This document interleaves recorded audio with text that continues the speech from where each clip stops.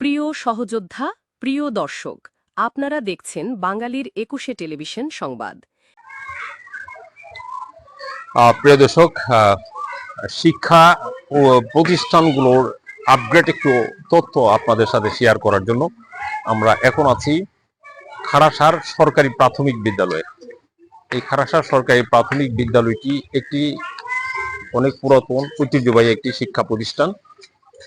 এই শিক্ষা প্রতিষ্ঠানটির বর্তমান যে হাল অবস্থা, এই যে শিক্ষার্থীরা দেখতে পাচ্ছি আমরা, শিক্ষার্থীরাও এখানে এসেছে। আমরা শিক্ষার্থীর সাথে একটু আলাপ করব। আমরা জানবো এই শিক্ষা প্রতিষ্ঠানটি কেমন চলছে, শিক্ষা কার্যক্রম সহ শিক্ষকরা কেমন আছে। প্রিয় দর্শক, আমরা প্রথমে যাব এখানে শিক্ষার্থীদের কাছে। আচ্ছা, তোমরা এখানে তুমি কোন ক্লাসে পড়ো? থ্রিতে। তোমাদের এই থ্রিতে পড়ো, তোমাদের স্কুলটা কেমন লাগে তোমাদের কাছে? ভালো। ভালো। তোমরা দুই একজন স্যারের নাম বলো। সব ম্যাডাম? তোমাদের এখানে যারা আছে সবাই ম্যাডাম, অর্থাৎ পুরুষ কোনো শিক্ষক তোমাদের এখানে নাই? কয়জন তোমাদের ম্যাডাম? চারজন ম্যাডাম। চারজন ম্যাডাম কি নিয়মিত আসে স্কুলে? আচ্ছা, এখানে তোমাদের যে প্রধান ম্যাডাম, প্রধান শিক্ষক, ওনার নাম কি বলতে পারবা? কে বলতে পারবে? ম্যাডামের নাম কি এটা বলতে পারবা? বলতে পারবা? ম্যাডামের নাম কখনো শুনছো না? আচ্ছা, তোমরা এখন কি তোমাদের বিরতি? আচ্ছা, তোমাদের স্কুল কয়টা থেকে শুরু হয়, কয়টা পর্যন্ত চলে?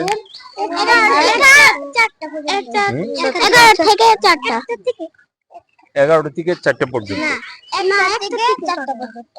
তোমাদের 1টা থেকে 4টা পর্যন্ত। আর স্কুল খুলে কয়টা বাজে? সকাল 9টা বাজে। সকাল 8টা বা 9টা, যতটাই হোক, এই সরকারি রুটিন অনুসারে স্কুল খুলে। তোমাদের 4জন ম্যাডাম কি আসে নিয়মিত? চারজন আসে না? আর 4জনের মধ্যে কারো নাম কি তোমাদের জানা আছে? একজনের নাম জানা আছে, আফসানা, হলি ম্যাডাম, রবিনা ম্যাডাম আর মরিয়ম ম্যাডাম। দুইজনের নাম বলতে পারছো? আর দুইজনের নাম বলতে পারছো? 3জনের নাম বলছো না? আচ্ছা, ঠিক আছে। প্রিয় দর্শক, আমরা যাব এখন বিদ্যালয়টির ভিতরে, শিক্ষকদের সাথে একটু পরিচয় হব এবং কেমন আছে তারা তা আপনাদেরকে জানাবো। কি হলো, খাড়াসার সরকারি প্রাথমিক বিদ্যালয়ের নতুন ভবন, নির্মিত নতুন ভবন। নতুন ভবনটি কত সনে প্রতিষ্ঠিত হয়েছে তাও আমরা জানবো। সরকারি প্রাথমিক বিদ্যালয়টি 1969 খ্রিস্টাব্দে স্থাপিত। 1969 খ্রিস্টাব্দে স্থাপিত, তার মানে আমাদের এই বাংলাদেশ স্বাধীন হওয়ার 2 বছর আগে এই বিদ্যালয়টি প্রতিষ্ঠিত হয়েছে। এই বিদ্যালয়ে কিন্তু একটি শহীদ মিনার রয়েছে, আমরা দেখতে পাচ্ছি। অর্থাৎ বাসার জন্য যারা 1952 সালে প্রাণ দিয়েছিলেন, আমাদের শফিক, জব্বার, রফিক, আমাদের বাসা শহীদেরা, তাদের স্মৃতি একটি শহীদ মিনার রয়েছে এখানে। আর বিদ্যালয়ের নতুন ভবনটি আমরা দেখতে পাচ্ছি। পরিবেশটাও আমাদের কাছে মোটামুটি বেশ ভালোই মনে হচ্ছে। আরেকটি জিনিস, গণপ্রজাতন্ত্রী বাংলাদেশ সরকারের বিভিন্ন প্রকল্পের উদ্যোগে এই ওয়াশ ব্লকের কাজ, এটি একটি বৈপ্লবিক পরিবর্তন, বিশেষ করে প্রাইমারি শিক্ষা প্রতিষ্ঠানগুলোর ক্ষেত্রে। আমরা বলবো এই সরকার এখনো করে যাচ্ছে। PEDP 2015 প্রকল্পের আওতায় এই ওয়াশ ব্লকের কাজ হয়েছে। এক সময় এই শিক্ষা প্রতিষ্ঠানগুলোতে আসলে অফিস বলতে তেমন কোনো কিছু ছিল না। ইটের উপর ইট বসিয়ে বেঞ্চ তৈরি করে শিক্ষার্থীরা পাঠদান করত, পাঠ গ্রহণ করত এবং শিক্ষকরাও পাঠদানে তখন এইভাবেই করত। আর ওয়াশ ব্লকের কথা তো চিন্তা করা যায় না। এখন নতুন ভবন হয়েছে, খুব সুন্দর, পরিবেশ সুন্দর হয়েছে। আশপাশের যে দৃশ্য আমরা দেখলাম, আমাদের কাছে বেশ ভালো লেগেছে, কিন্তু শিক্ষার মান এবং এই প্রাথমিক লেভেলে শিক্ষার অবস্থাটা বর্তমানে কিরকম আমরা শিক্ষকদের কাছ থেকে জানবো। প্রিয় দর্শক, আমি হাবিবুর রহমান, বাঙালির 21 টেলিভিশনের প্রধান সমন্বয়ক এবং বাঙালির 21 পত্রিকার সম্পাদক। আমিও কিন্তু এই খারাসা সরকারি প্রাথমিক বিদ্যালয়ের ছাত্র, অর্থাৎ আমার শিক্ষার হাতে খুঁটিটা ক্লাস 1 থেকে 5ম শ্রেণী পর্যন্ত এই খারাসা সরকারি প্রাথমিক বিদ্যালয় থেকে আমি শুরু করেছিলাম। এই খারাসা সরকারি প্রাথমিক বিদ্যালয়টি কেমন চলছে তা জানার জন্যই আমরা আজ এইখানে এসেছি। প্রাথমিক কিছু তথ্য আপনাদের সামনে তুলে ধরলাম। প্রিয় দর্শক, যেমনটি বলছিলাম আপনাদের সাথে, যে আমরা এখন এই বিদ্যালয়টি আসলে কেমন চলছে, বিদ্যালয়ের কর্মরত শিক্ষক কতজন এবং সৃষ্ট পদ কতটি এবং শিক্ষার্থীর সংখ্যা কি এবং শিক্ষার মানগুণ নিয়ে শিক্ষকদের যে অনুভূতি তাই আমরা জানবো। আসসালামু আলাইকুম, আমি মোসাম্মদ মরিয়ম আক্তার, সহকারী শিক্ষিকা, অত্র বিদ্যালয়ের সহকারী শিক্ষিকা। তো আজকে আমাদের প্রধান শিক্ষক মাসিক সমন্বয় মিটিং এ আছেন, এই জন্য বিদ্যালয় সম্পর্কে কিছু বলতে বলছেন। তো আমার বিদ্যালয় আশুগঞ্জ উপজেলায় একটা ভালো অবস্থানে একটা ভালো বিদ্যালয়। তো আমরা 4 জন শিক্ষক 5 জন, আমাদের বিদ্যালয়ের পদ সংখ্যা 5টা, 5 জনই আমাদের পদ পূর্ণ আছে, একজন ডেপুটেশনে আছে, আর আমরা 3 জন আপাতত স্কুলে 4 জন কর্মরত আছি। তো বর্তমান শিক্ষা ব্যবস্থায় আমরা সরকারের নির্দেশনা অনুসারে পাঠদান করতেছি, ছাত্রছাত্রীরাও আমাদের কাছ থেকে আশা করি ভালো শিখতেছে। বর্তমান শিক্ষা যে আমাদের প্রশিক্ষণ, আমাদের যে কারিকুলাম, সবকিছু খুব ভালো সুন্দর, আমরা সেই অনুযায়ী বাচ্চাদেরকে পাঠদান করাচ্ছি। এখন একটা মূল্যায়ন চলতেছে, অ্যাসেসমেন্ট রোলস এর মাধ্যমে আমাদের মূল্যায়ন চলতেছে। আজকে 5ম শ্রেণীর ইংরেজি বিষয়ে মূল্যায়ন আরম্ভ করেছি। তো জুলাই মাসের 1 তারিখ থেকে 15 তারিখ পর্যন্ত আমাদের এই মূল্যায়নটা চলবে। তারপর 15 থেকে আবার 30 তারিখ পর্যন্ত আরেকটা পর্যায়ে চলবে। এইভাবে আমরা পুরো অক্টোবর মাস পর্যন্ত এই মূল্যায়ন চালিয়ে যাব। খুব ভালো মূল্যায়ন হচ্ছে বাচ্চাদের, এটা খুব কার্যকরী একটা সরকার পদক্ষেপ নিছে। সব মিলিয়ে আমরা প্রাথমিক শিক্ষকরা আল্লাহর রহমতে ভালো আছি, আমাদের স্কুল ভালো আছে। তো এই আর কি। দর্শক, এই যে খারাসা সরকারি প্রাথমিক বিদ্যালয়ের উন্নয়নের ধারায় এখানে রিটার্নিং ওয়াল হয়েছে, নতুন ভবন হয়েছে, ওয়াল ব্লকের কাজ হয়েছে এবং শিক্ষার্থীদের যে ড্রেস আপ দেখলাম আমরা, নতুন তারা ড্রেস পরে স্কুলে আসছে, এটা একটা উন্নয়ন। আর শ্রেণীকক্ষগুলোতে আমরা সময় পেলে যাবো, গিয়ে দেখবো যে শ্রেণীকক্ষগুলোতে যে ছাত্রছাত্রীরা এখন বসে যে কি মান এই শ্রেণীকক্ষগুলো। কেননা একটু স্মৃতিচারণ যদি করি, এই শিক্ষা প্রতিষ্ঠানে যখন এই প্রাইমারি স্কুলে যখন আমরা পড়তাম, তখন কিন্তু এখানে টিন শেড ঘর ছিল।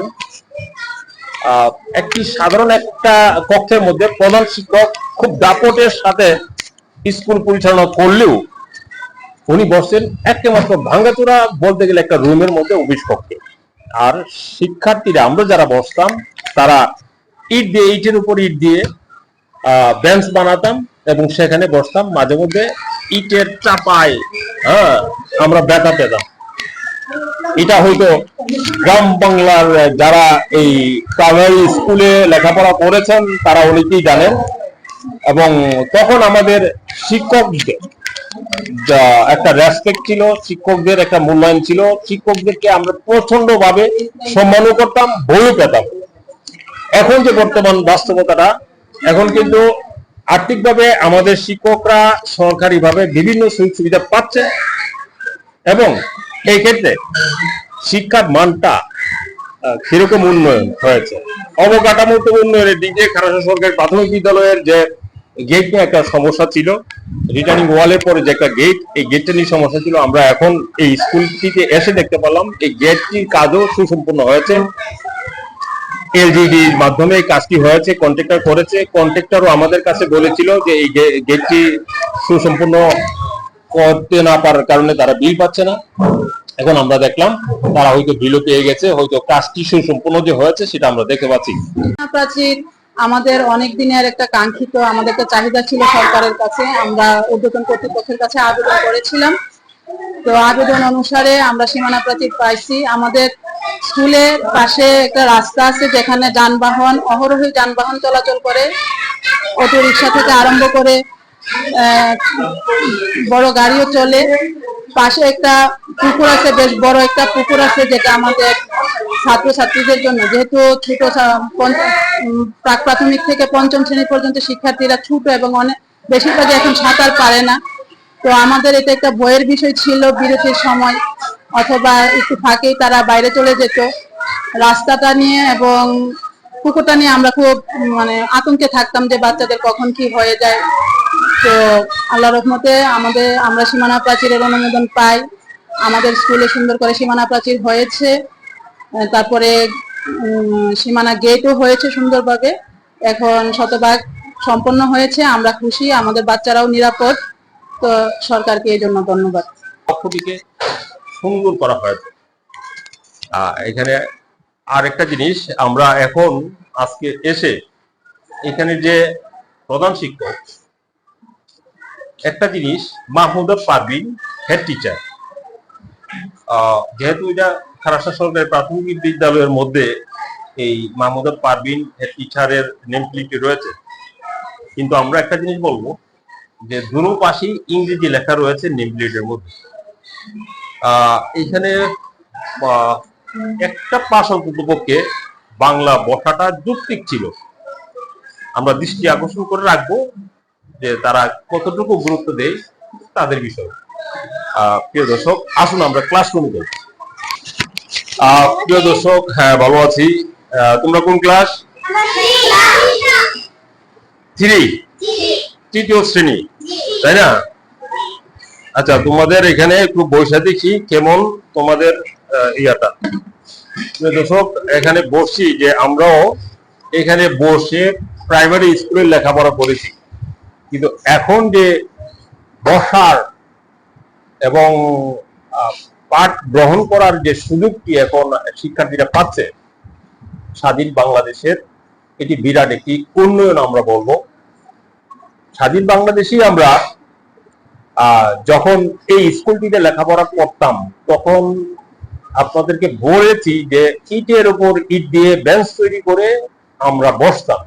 এই বোর্ডগুলা পাঠদানে উপযোগী। এখানে আধুনিকায়ন হয়েছে, উন্নয়ন হয়েছে।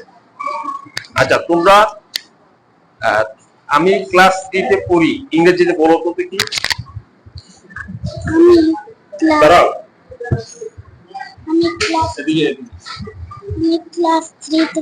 ইংরেজি বলো তো। আচ্ছা, কে পারবা? তুমি পারবা?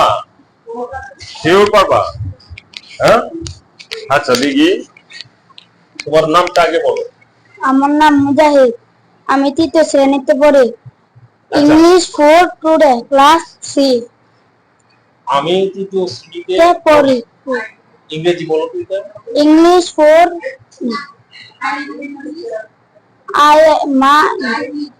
I eat class 3। আচ্ছা, যাই হোক, চেষ্টায় আছো, চেষ্টা করছো, কিন্তু একটা সময় তখন তুমি পারবা। আচ্ছা, বলো। I am in class 3। I am বলো আবার। I am in class 3। I am in class। ওকে, ধন্যবাদ। প্রিয় দর্শক, এই খারাসার সরকারি প্রাথমিক বিদ্যালয়ে বর্তমানে 178 জন শিক্ষার্থী রয়েছে, অর্থাৎ ছাত্রছাত্রী 178 জন। শিক্ষক রয়েছে কর্মরত 4 জন। সৃষ্ট পদ এইখানে মোট 5টি। একজন ডেপুটেশনে থাকার কারণে অন্যত্র কর্ম করছেন না, অর্থাৎ চাকরিটা অন্য কোনো স্কুলে করছেন কিন্তু বেতনটা এই স্কুল থেকে নিচ্ছেন। তো, আমরা খারাসা সরকারি প্রাথমিক বিদ্যালয় নিয়ে যেই উন্নয়নের যে অগ্রগতি দেখিয়েছি, অবকাঠামোগত যে উন্নয়ন হচ্ছে তা আপনাদের সামনে তুলে ধরেছি।